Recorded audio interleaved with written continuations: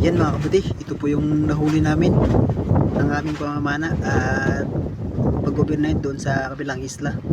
Bali isang gabi lang yan mga kabuti. Tapos yung mga bagis tsaka red grouper ay umaga na nakuha. Yan, sobrang dami nito mga kabuti, mga 10 kilo, kulang 10 kilo, mga 12 or 15. Ayan. Dami kasi kaming namana, may mga bisita kami. Ayan, dami.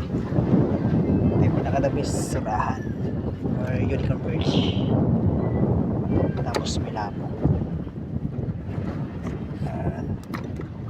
May lapo din kami nahuli. Tapos yung mga sa ilalim, gabi na yan nahuli. Ayan. Dami fresh na fresh. May ayos kasi.